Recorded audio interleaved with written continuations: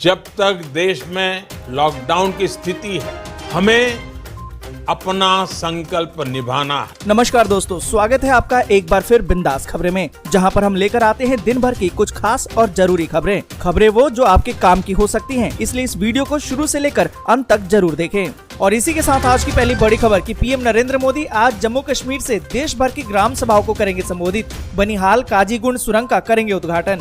आपको बता दें कि प्रधानमंत्री नरेंद्र मोदी आज यानी कि 24 अप्रैल को जम्मू कश्मीर के सांबा जिले में राष्ट्रीय पंचायती राज दिवस पर होने वाले कार्यक्रम में शामिल होंगे। वो यहां से देश भर की सभी ग्राम सभाओं को संबोधित करेंगे। वो सांबा की पल्ली पंचायत का दौरा भी करेंगे। पीएम मोदी इस दौरान करीबन 20,000 करोड़ विकास योजनाओं का उद्घाटन और शिलान्यास करेंगे। इतना ही नहीं, वो अमृत सरोवर पहल का शुभारंभ भी करेंगे। साथ ही आपको बता दें कि बनिहाल काजीगुंड सड़क सुरंग का उद्घाटन भी करेंगे। और साथ ही दोस्तों आपको बता दें कि पीएम नरेंद्र मोदी सांबा के बाद शाम करीबन 5 बजे मुंबई में मास्टर दीनानाथ मंगेशकर पुरस्कार समारोह में शामिल भी होंगे, जहां उन्हें प्रथम लता दीनानाथ मंगेशकर पुरस्कार से सम्मानित किया जाएगा।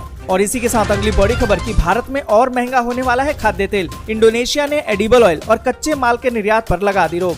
आपको बता दें कि भारत में पेट्रोल, डीजल, सीएनजी और एलपीजी सिलेंडर के आसमान छूती कीमतों के साथ ही विदेशी गतिविधियों की वजह से अब खाने वाले तेल के दाम और अधिक बढ़ने के आसार दिखाई दे रहे हैं। इसका कारण तो ये है कि घरेलू कमी को कम करने और आसमान छूती कीमतों पर काबू करने के लिए इंडोनेशिया खाने वाले तेलों और उसके निर्माण के लिए कई कच्चे माल के निर्यात पर प्रतिबंध लगाने की तैयारी में अब जुट गया है। और इसी के साथ अगली बड़ी खबर कि इस दिन आएगी पीएम किसान की 11वीं किस्त, जल्दी से निपटा लें ये काम। आपको बता दें कि प्रधानमंत्री किसान सम्मान निधि राशि का इंतजार कर रहे करोड़ों लाभार्थियों के खाते में मई महीने की शुरुआत में 11वीं किस्त आ सकती है। पात्र लाभार्थी किसानों के खाते में अगले 10 से 15 दिनों में सरकार पैसा ट्रांसफर करने का काम कर सकती है। मीडिया रिपोर्ट्स की माने तो पीएम किसान का पैसा 3 मई यानी कि अक्षय तृतीया के दिन मोदी सरकार किसानों के खाते में डाल सकती है। आपको बता दें कि राज्य सरकारों ने RFT यानी कि रिक्वेस्ट फॉर ट्रांसफर साइन कर दिया है। इसके बाद अब इस बात की उम्मीद ज्यादा बढ़ गई है कि किसानों को 11वीं किस्त जल्दी मिल सकती है। पर उससे पहले दोस्तों, अगर अभी तक आपने eKYC पूरा नहीं करवाया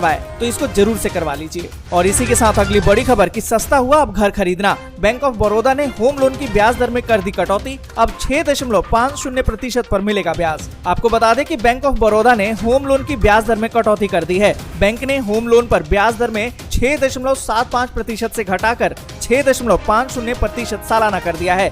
बैंक ने कहा है कि होम लोन पर ब्याज की नई दर 30 जून 2022 तक लागू रहेगी। और इसी के साथ अगली बड़ी खबर कि अगले 2 महीने 10, 15, 20 नहीं पूरे 26 दिन बंद रहने वाले हैं बैंक। आपको बता दें कि हर साल भारतीय रिजर्व बैंक एक छुट्टी कैलेंडर जारी करता है, जो निर्देशित करता है कि देश भर में कौन से विशेष दिन होंगे जिस दिन बैंक बंद रहेंगे।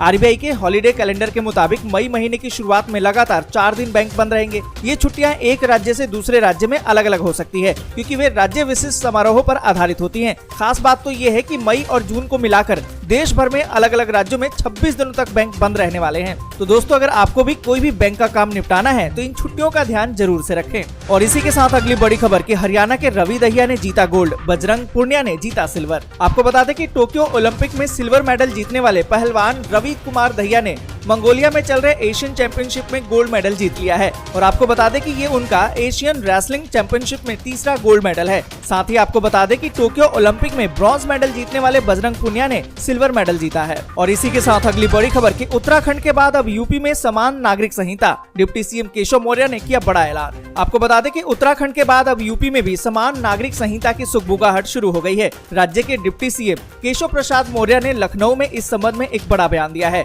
उन्होंने कहा कि उत्तर प्रदेश की सरकार भी इस दिशा में विचार कर रही है और बीजेपी के प्रमुख चुनावी वादों में से ये एक है। उन्होंने कहा कि सभी को समान नागरिक संहिता की मांग करनी चाहिए और उसका स्वागत करना चाहिए। हम इसके पक्ष में हैं और यूपी और देश की जनता के लिए जरूरी भी है। ये भाजपा की प्रमुख वादों में से एक भी है। और इसी के साथ अगली बड़ी खबर कि केंद्र सरकार ने टीवी चैनलों के लिए जारी की सख्त एडवाइजरी। कहा कि सनसनीखेज कवरेज और भड़काऊ हेडलाइन से बचें। आपको बता दें कि रूस और यूक्रेन के युद्ध के मद्देनजर, साथ ही आपको बता दें कि दिल्ली में जहांगीरपुरी का जो मामला हुआ उसको लेकर टेलीविजन कवरेज पर आपत्ति जताते हुए केंद्र सरकार ने शनिवार को समाचार चैनलों को सख्त एडवाइजरी जारी कर दी है। सरकार ने उनसे संबंधित कानूनों द्वारा निर्धारित कार्यक्रम संहिता का पालन करने को कहा है। आपको बता दें कि सूचना और प्रसारण मंत्रालय ने एडवाइजरी में टेलीविजन चैनलों पर सामग्री प्रसारित करने के तरीके के बारे में गंभीर चिंता व्यक्त की है। साथ ही उन्होंने बताया कि नियमों का उल्लंघन करने वाली किसी भी सामग्री को प्रकाशित और प्रसारित करने से तुरंत बचें।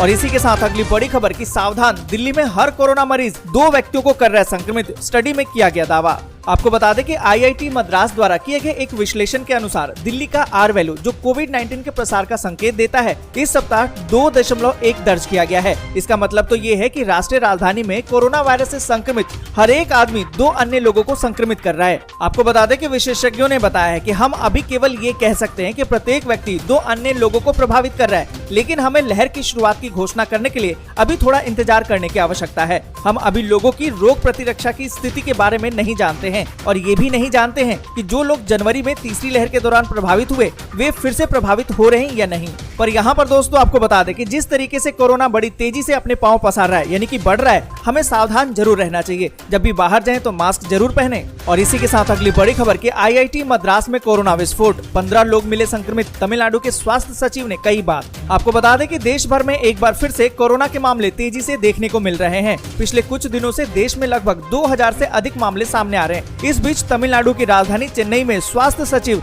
डॉक्टर जे राधाकृष्णन ने बताया कि अब तक हमने 1420 लोगों का टेस्ट किया है, जिसमें से IIT मद्रास के 55 लोग कोरोना से संक्रमित पाए गए हैं। उन्होंने बताया कि सभी पॉजिटिव मरीजों में हल्के लक्षण हैं, उनकी हालत अभी स्थिर है। तमिलनाडु में अब तक XE वेरिएंट का कोई भी केस नहीं मिला है।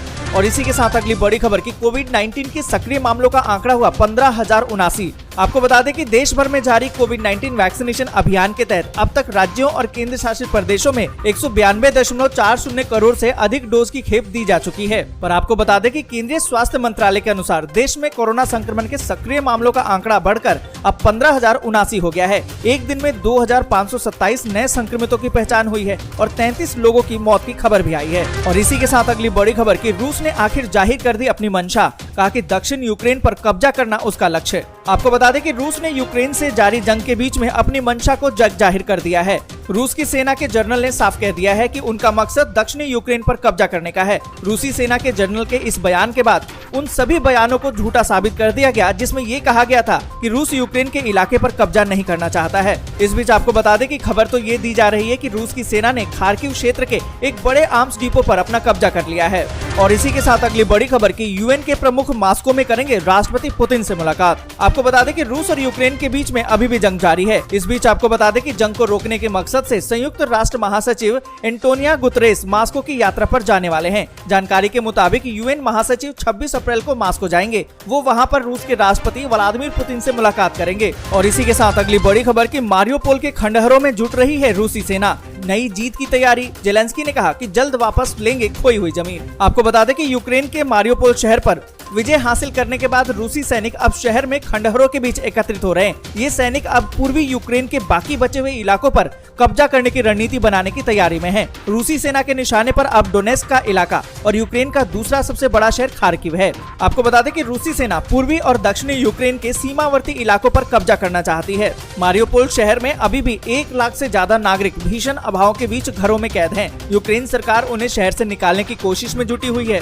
साथ ही आपको बता दें कि यूक्रेन सरकार का कहना है कि मारियोपोल में 21,000 से ज्यादा लोग। आज के लिए बस यहीं तक। वीडियो आपको अच्छी लगी हो तो लाइक और शेयर जरूर कर दें। अगर अभी तक आपने चैनल को सब्सक्राइब नहीं किया है तो सब्सक्राइब जरूर से कर लें।